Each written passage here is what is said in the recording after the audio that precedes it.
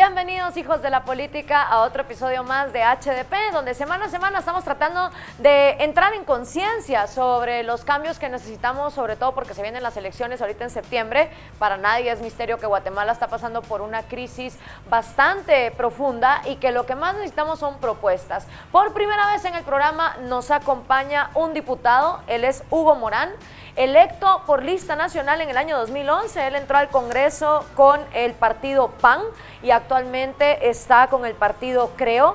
Dentro de las iniciativas de ley que Hugo pues ha fortalecido, o los proyectos que a él más le han interesado, existen dos que han sido bastante conocidos. Por una parte, la seguridad alimentaria, la ventana de los 1000 días, la desnutrición infantil, y por otro también algunas iniciativas sobre los abusos cibernéticos que a veces se cometen en las redes sociales y en internet. Hugo, bienvenido a HDP, muchísimas gracias por aceptar la invitación. Antes que nada, pues sos un hombre joven, apenas si acabas de cumplir 30 años, y mucha gente se preguntará cómo un joven para en la política, sobre todo en un país donde ser político no siempre está bien visto. Tú venís del Colegio Bilingüe de Vistahermosa, estudiaste abogacía en la Universidad Francisco Marroquín, te graduaste en el año 2010, y en el momento en que te graduaste, como le pasa a muchos universitarios, ¿qué pasó en tu vida que te llevó al Congreso? Buenas tardes, Gloria, y muchas gracias por la invitación. Y sí, la verdad es que le doy también muchas vueltas de cómo termino involucrado en política partidaria, pero fue algo que surgió muy espontáneo y muy natural. Precisamente mencionabas parte de mi formación profesional, y fue cuando estaba estudiando Derecho, que existía una asociación de estudiantes para la cual, si querías participar en la junta directiva de la misma, tenías que formar un partido político estudiantil y postularte, y era un proceso democrático. ¿Qué edad tenías tú en el 2011? Tenía 25 años, y luego para el proceso electoral, para la convocatoria, porque cumplo en mayo, cumplí 26 y fui electo con 26 años. Dentro de 26 años fuiste de esa camada que en Guatemala llamaron los Dipu-Kids, y que ahora se está hablando de los Dipu-Teens, así como los teenagers, ¿verdad? Que ya no son kids, pero que van a seguir. Que cuando yo te digo la palabra Dipu-Kid, ¿qué viene a tu cabeza como en ese momento cuando ibas a ser electo, y ahora que sos diputado? ¿Qué connotación te da ese concepto? Hace menos de un poquito más de un mes cumplí los 30, así que si me quieren seguir diciendo Dipu-Kid, yo feliz. Ahora, del proceso anterior, es a partir de un artículo en un medio de comunicación escrito que sale el término de Dipu-Kids, y hacía referencia a varios candidatos a diputados menores de 25 años. Pero digamos que me fui en la colada.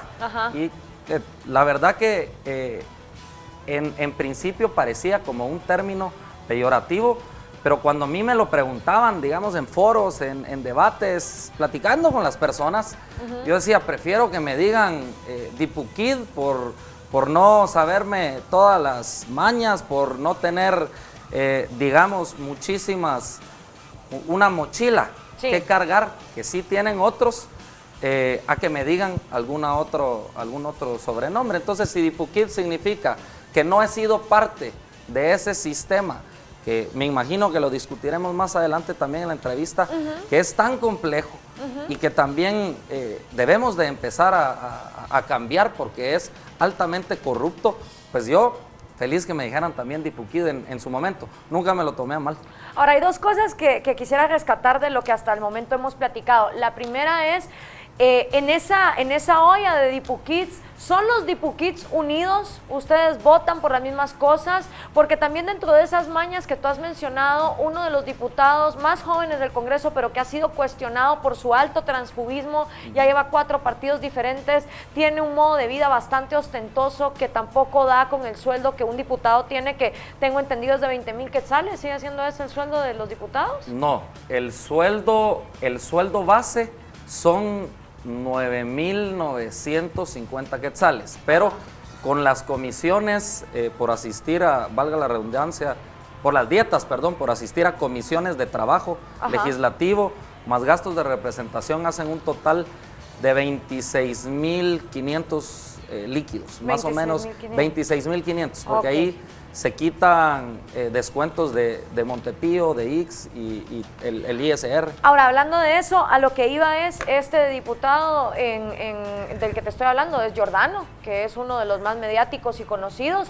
Entonces, yo te quería preguntar, ¿es por ser joven que automáticamente son virtuosos estos diputados, o ha habido entre ustedes una diferenciación entre los que ya adquirieron las mañas de los viejos, por decirlo así, y otros que no tanto? O sea, ¿son los Dipukids realmente una fuerza política dentro del Congreso, o realmente solo es un nombre y cada quien está por su propio objetivo? No, no son una fuerza dentro del Congreso. A mí me parece que cualquier diputado, independientemente de la edad, si lleva un plan de trabajo y si lleva un equipo de trabajo, le va a permitir poder alcanzar ciertas metas y objetivos que, por supuesto, tienen que ir acorde a los intereses de nación por los cuales uno está representando. Es decir, independientemente que uno sea dipukid o que sea dipudinosaurio, que uno tenga un equipo de trabajo y que uno tenga un plan de trabajo. Ahora, que nosotros hayamos actuado como un bloque no se dio nunca, porque cada uno tiene su propio partido político, el cual tiene su propia democracia interna y se toman decisiones en función de cada uno de los partidos. Sí hicimos el intento. En este tema de tener un equipo de trabajo y un plan de trabajo, yo intenté impulsar lo que en su momento le denominaba legislando por Guate. Legislando por Guate, que quería hacer un bloque de todos los diputados jóvenes y que nos juntáramos, porque nos habían comentado la experiencia de la legislatura anterior, en el cual las mujeres, independientemente de los partidos políticos, sí impulsaban temas en favor de las mujeres. Entonces, ¿por qué los jóvenes no íbamos a poderlo hacer? Y por supuesto existían las distintas comisiones de trabajo en las cuales teníamos que participar, pero para temas de juventud, unirnos.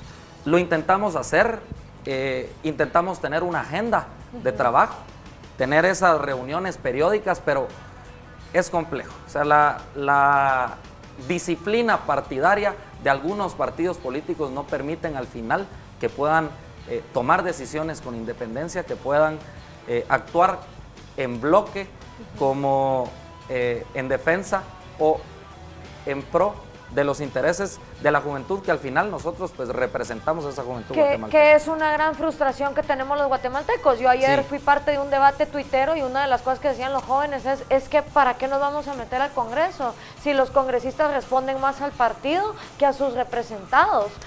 Los congresistas tienen las manos atadas, porque si entran con el partido tal, las prioridades van a ser estas. Y eso me lleva a una pregunta para ti.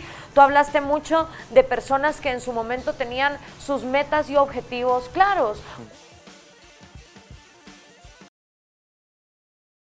¿Cuáles eran las metas y los objetivos de Hugo Morán en el momento en que tú entraste al Congreso, tu agenda personal que tú querías impulsar?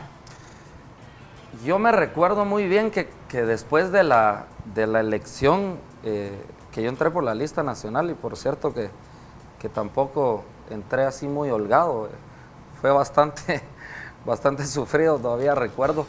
Me puse a analizar, digamos, no la problemática de Guatemala, porque los problemas ya todos lo conocemos, y Guatemala inclusive está sobreplanificado. Lo que pasa es que no ejecutamos y no tenemos buenos ejecutores. Pero yo decía, yo me quiero enfocar en un tema, porque hay tantos problemas en Guatemala que si quiero hacer de todo, al final todo se va a diluir y mi aporte va a ser muy pobre. Entonces me puse a leer, me puse a estudiar, me recuerdo después de las elecciones de septiembre, y me encontré con un artículo en esta revista, El Informe del Procurador de los Derechos Humanos, en el tema de seguridad alimentaria y nutricional, y decía, me impactó muchísimo el título, que decía: una muerte por hambre también es un crimen. Y hacía referencia que en Guatemala mueren más personas al día por causas del hambre que de la violencia. Y muchas veces, y sobre todo en los centros urbanos y aquí en la ciudad, somos mucho más sensibles al tema de la violencia y la inseguridad, que no quiere decir que no sea un problema, pero a mí me impactó muchísimo y dije, este va a ser mi tema, quiero trabajar este tema. El otro fue el de migrantes, que también me interesó bastante, pero yo dije, hay mucha migración porque existe pobreza, porque existe inseguridad alimentaria, entonces voy a trabajar este tema y después le hago la relación con migrantes. O sea, viste esto como la raíz de la consecuencia de lo otro. Ajá, entonces dije, le entro a este tema. Lo empecé a trabajar y sale luego con la sorpresa del gobierno que prioriza el plan Hambre Cero. Y empiezo a trabajar yo en este tema. Ya para ese entonces, digamos, el 14 de enero que había tomado posesión, yo había dado una vuelta por toda la cooperación internacional, por distintas instituciones del Estado, por el propio Procurador de los Derechos Humanos. Hasta me recuerdo que cuando fui a la Procuraduría de los Derechos Humanos me recibió un oficial encargado del tema de seguridad alimentaria y nutricional que se llamaba Luis Enrique Monterroso, que luego lo designan en enero como el secretario de Seguridad Alimentaria y Nutricional. Entonces... y ahora es el actual ministro de Salud. Y ahora es el actual ministro de Salud, es correcto. Entonces, a mí ese tema me apasionó, me continúa apasionando. Presidí la Comisión de Seguridad Alimentaria en el primer año. Era una comisión abandonada, siempre participaba el mínimo de diputados. Logramos una participación del máximo que permite la ley. Ahí decidimos crear una nueva instancia que es el Frente Parlamentario contra el Hambre, que es una instancia a nivel regional. Hay 18 frentes en países de Latinoamérica y el Caribe. Al día de hoy yo me mantengo como el coordinador del Frente Parlamentario contra el Hambre, capítulo de Guatemala, electo cada año, y tuve también la oportunidad de ser electo en 2 ocasiones subcoordinador del Frente Parlamentario contra el Hambre de América Latina y el Caribe.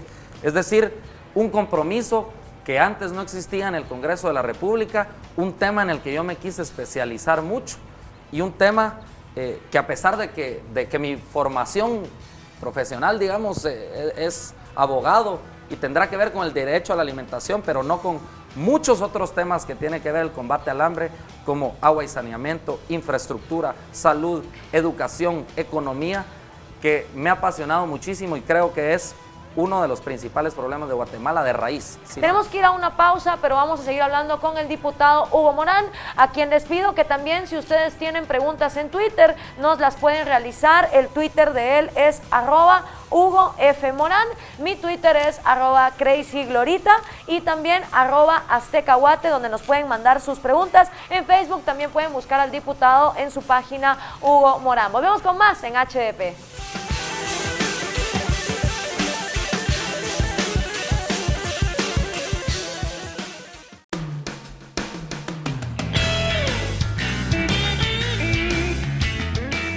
Continuamos con más en HDP, hoy entrevistando al diputado Hugo Morán, quien ingresó al Congreso de la República el pasado 2011 por el partido PAN, ahora está en el partido Creo.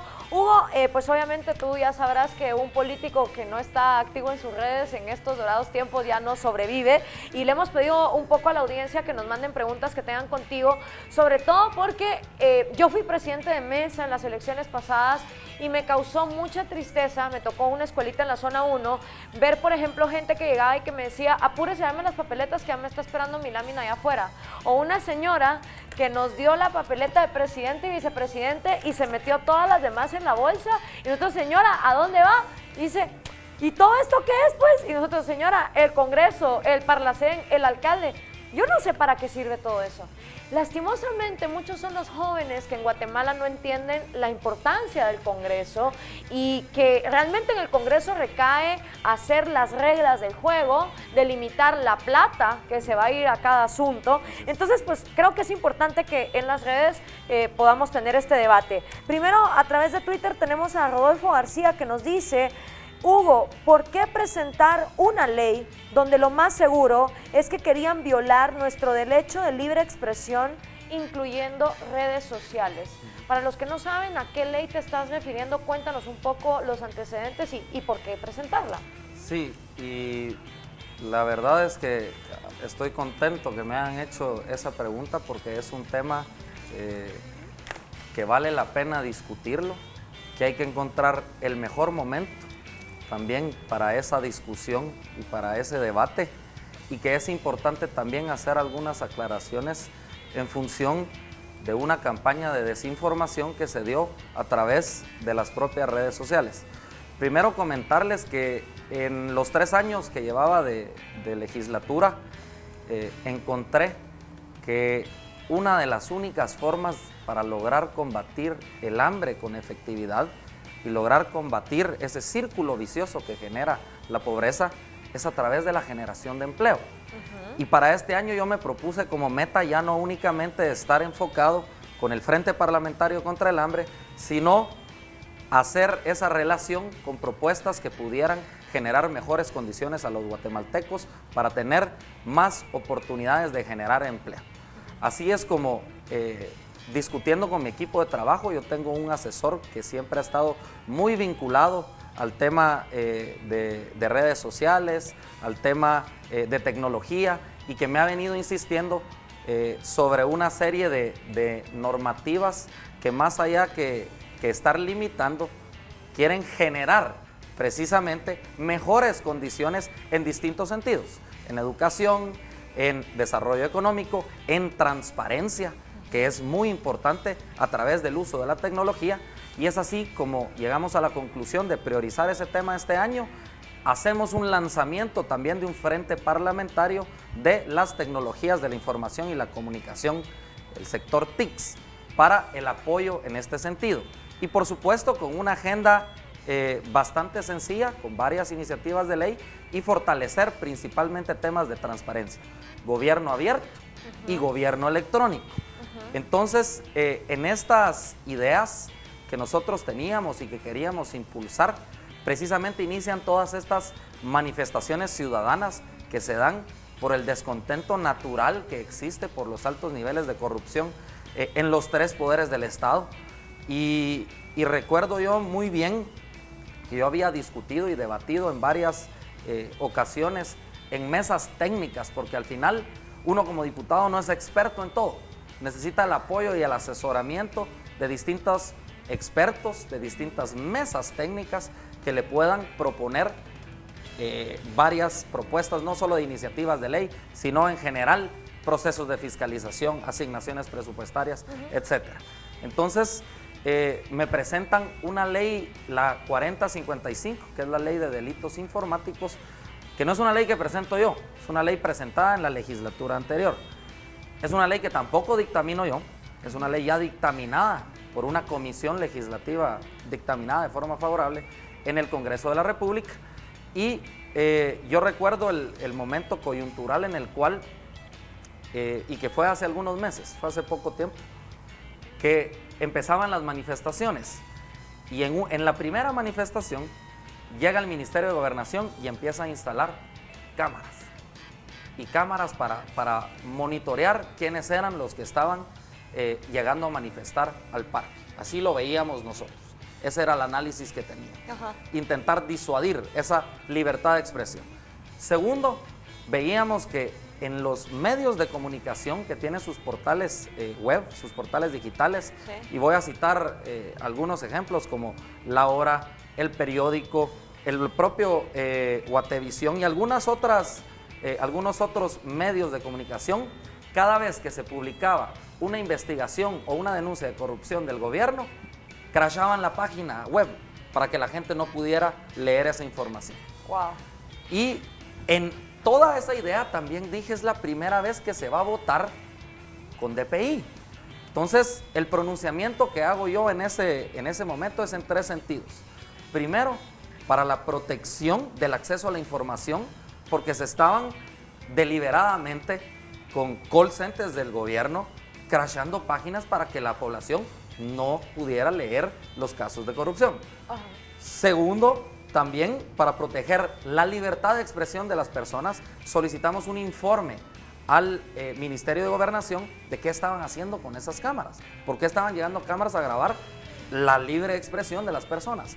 Y tercero, solicitamos un informe a RENAP de cuáles son los sistemas de protección de datos nuestros, ya que se avecina un proceso electoral y tenemos que votar. Pero entonces, tú como diputado nos puedes asegurar que al investigar esta ley nos vamos a dar cuenta que protege más al ciudadano de la intromisión del gobierno que restringir la libertad dentro de las redes del ciudadano. El problema que me he encontrado, no únicamente con esta ley, sino con muchas leyes, es que echa la ley, echa la trampa. Claro. Y muchas de las, ahora como abogado también se los puedo decir, hay tantas interpretaciones de la ley como abogados estemos sentados en la mesa o inclusive más. Entonces, ese punto subjetivo, sí, sin duda, hay que mejorarlo técnicamente. No es una iniciativa que yo tampoco sea de mi interés continuar impulsándola, porque entiendo que tiene algunas disposiciones normativas en algunos artículos que se pueden interpretar mal, que son controversiales, pero que nunca fue esa la intención, fue todo lo contrario. Fue sumarme a ese movimiento ciudadano de yo también estoy cansado de la corrupción. Entonces veamos cómo normar que nos esté, el espionaje, por ejemplo, informático. Yo no creo que a nadie le gusta que le estén revisando sus cuentas de correo, de Facebook, de redes sociales, que se metan a sus cuentas de banco, que comercialicen sus datos, que a través de redes sociales se extorsione. Te entiendo perfectamente, lastimosamente se nos acaba el tiempo y me quedan 2 minutos para hacerte otra pregunta que nos llega a través de las redes de parte de @sexycumlaude, pero también lo pregunta Ana Lucrecia Silva y lo pregunta Diego Cifuentes. Antes usted estaba en el PAN, ahora está en Creo. ¿A qué se debe ese cambio? ¿Y qué iniciativas piensa desempeñar en el Congreso en caso busque su reelección? ¿Buscas la reelección en estas elecciones? Sí, estoy buscando la reelección con el partido o con la alianza Creo Unionista por los municipios de Guatemala, el listado de municipios de Guatemala, que digamos que esa es otra de las reformas que estaría buscando impulsar en el Congreso de la República, una de las más importantes del voto uninominal de los diputados al Congreso de la República, pero ¿por qué el cambio de partido? No lo tenía realmente pensado. Yo siempre he dicho que 8 años en el Congreso de la República va a ser mi aporte, no más. Es complicado estar en el Congreso y se debe a diferencias con el secretario general en ese momento y actual del Partido de Avanzada Nacional en función a qué debe servir un partido político. Yo entiendo un partido político como una institución pública al servicio de la gente, que busca soluciones. Te pregunto una cosa, porque del PAN estamos hablando de Juan Gutiérrez. ¿No te da miedo que ahora que Creo hizo una alianza con el unionista, la hiperpersonalidad de Álvaro Arzú te vuelva a presentar ese problema? ¿En qué sentido? En ahora entrar, digamos, del PAN a pasar a una alianza, Creo Unionista, donde Álvaro Arzú, pues se conoce en este país, que tiene también una personalidad, donde muchas veces el partido revoluciona alrededor. Pero siempre sirviendo al fin para el cual está creado el partido político, que son el servicio público, no interés privado. Los partidos políticos no son empresas. No son para resolver conflictos personales, no son para resolver conflictos familiares. Entonces, en ese sentido, en ese orden de ideas, yo me vi en la obligación de buscar una mejor opción para cumplir con los 8 años que yo me he trazado como meta en el Congreso. Y rápidamente, ¿qué propuestas impulsaría? Pues continuaría impulsando en lo que he venido trabajando, que es el combate al hambre, pero sobre todo enfocado en la transparencia. Si ustedes revisan mis iniciativas de ley, he presentado personalmente o individualmente alrededor de unas 12 y luego en grupo algunas otras, formando parte de comisiones de trabajo, pero siempre van enfocadas a mejorar la transparencia y rendición de cuentas en el tema de seguridad alimentaria en algunos casos, y en otros casos pues también a mejorar en general el Sistema Nacional de Seguridad Alimentaria y Nutricional. Ejemplo, normar las transferencias monetarias condicionadas. Ejemplo, crear reservas estratégicas alimentarias. Ejemplo, la famosa refacción escolar. Trabajamos con FAO, con el apoyo del gobierno de Brasil, 3 años en una propuesta de alimentación escolar mucho más integral. El famoso tema de los fertilizantes, que no debería de existir una propuesta integral desde la agricultura familiar. En general, propuestas integrales que permitan mejorar lo que existe actualmente y que no funciona. Gracias, diputado Morán, por habernos acompañado. Me encantaría poder expandir. Queridos hijos de la política, él es Hugo Morán, uno de los 158 representantes que tenemos en el Congreso de la República. Como ustedes se pueden dar cuenta, no solo se trata de enfocarse en el presidente, sino en el Congreso, que al fin y al cabo toma decisiones, si no igual de poderosas que las del mismo presidente. Cuídense muchísimo. Esto fue todo por esta noche en Hijos de la Política, siempre por Azteca Guate. Hasta la próxima.